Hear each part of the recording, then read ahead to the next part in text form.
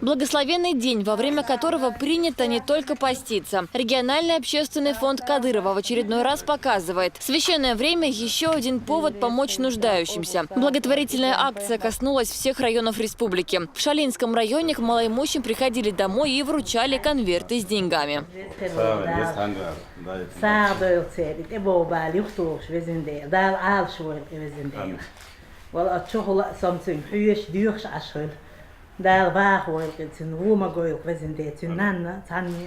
Материальную помощь от фонда передавали сотрудники администрации населенных пунктов и представители духовенства. В мечети села Шатой богословы совершили религиозные обряды Мовлид и Зикр, после чего раздали продукты питания. А в местной администрации помощь оказали 100 малоимущим семьям, в которых воспитываются сироты и инвалиды.